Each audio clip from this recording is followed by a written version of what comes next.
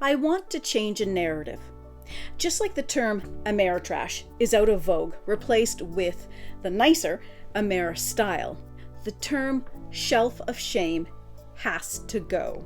We have enough shame in our lives, whether it's about your body size, about your zip code, your car, or about how effectively you feel you do your various work and obligations in your life.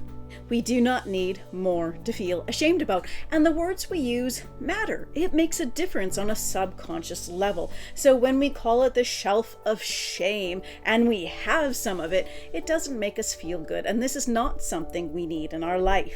If you bought it, you own it. Embrace that. And there's absolutely nothing wrong with it sitting on your shelf like an aging fine bottle of wine if that's what brings you joy. If just looking at it regularly makes you happy, there's absolutely no shame in that. Now, all that said, if you want to minimize your shelf of unplayed games, I have some tips to help you with that. Now, you might be wondering who we are to give you tips on getting rid of or minimizing your shelf of unplayed games. Well, Sean and I, we have been playing modern board games since about the mid-1990s. And in that entire time to this day, we have never had a shelf of so-called shame. And that's the last time you're going to hear me say that. From here on in, I'm going to call it the shelf of opportunity. But we've always been very careful to get our unplayed games played, and so I do have some tips that might help you if you want to go that route. Again, this isn't a pejorative. This isn't something telling you this is what you need to do. I am not going to add to anybody's sense of shame that they have a whole bunch of unplayed games. This is just if you want it. If any of these tips help you out, if any of them interest you, then great. And if not, no problem at all. The only reason to be concerned about it at all is if it is something bothering you, if it's weighing on you. Now, and to be clear, there are some people that think something deserves to be on that shelf the second it walks in your door, and that is not part of my definition or my thoughts about it. When I get a new game, I give myself a week or two to play it, and if I got a whole bunch of games at once, maybe it was a special occasion, then I give myself a month to get at it before it officially is relegated to that shelf of opportunity. So given that, despite having over 400 games, we have never had a shelf of opportunity. So here are our tips. Stop buying so many board games.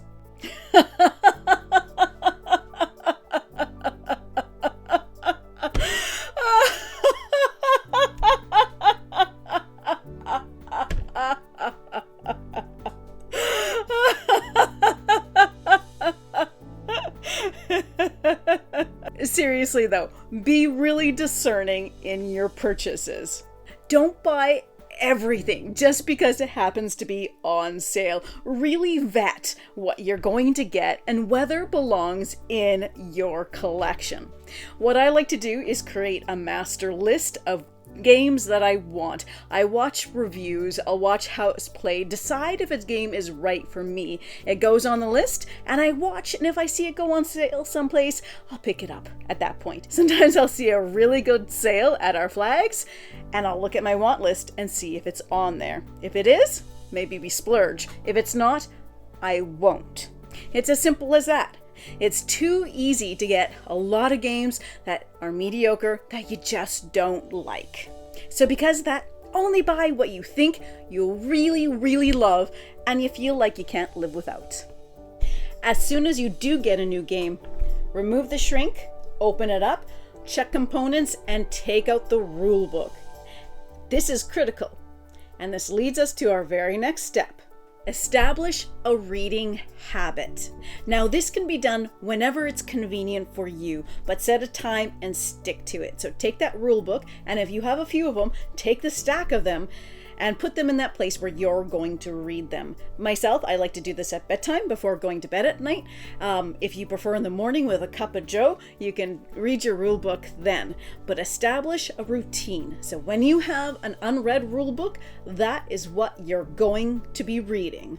If I have a stack of them, I put them in order of when I want to or need to be playing them. And you don't need to read. If you're not into reading, use that same time to find a how it's played video and learn how to play that game. New games get priority once the rules are read. We will not play any of our other games until the brand new game has hit the table. Now, there are a few exceptions to this. Like, so if we have a game that we need to do for a review and it's work related, that's different. It's also different if it's a big Lacerda game that's going to take about 3 hours to play and it's an evening and we only have 1 hour. So in that case, we're free to play whatever we want. As long as it fits within the time frame we have to play it though, we play that game we just learned first. And the nice thing about doing it this way too is when you first get games, you're excited about them, you're thrilled with them. But if they linger for a period of time, that initial thrill starts to dissipate a little bit. So it's nice to capitalize on that excitement and get them to the table when you're most wanting to. Now, what helps with all of this is that we do play almost every night. If you have a habit of playing just once a week, or if you can only play twice a week, whichever the case may be, it may take a little bit longer to get a game to the table.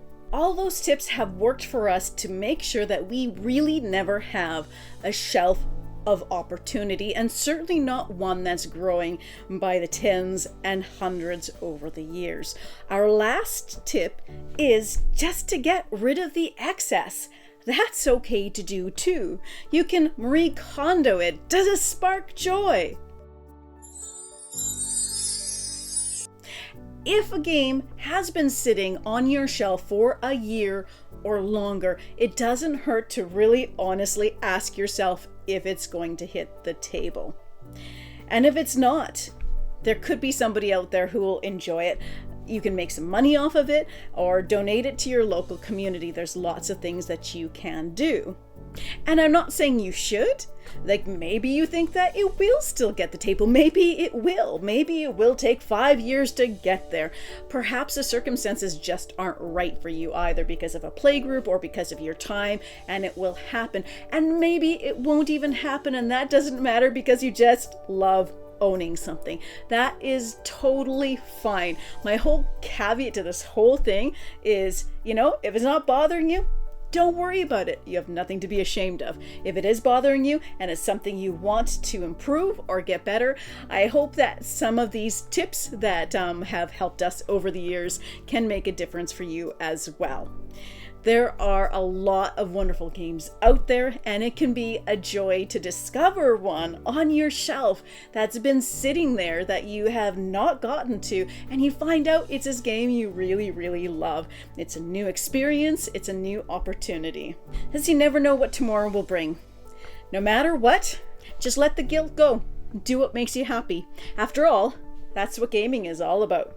As always, thank you so much for watching today. I really appreciate each and every one of you.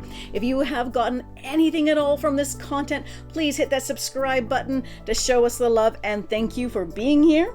And as always, happy gaming, folks.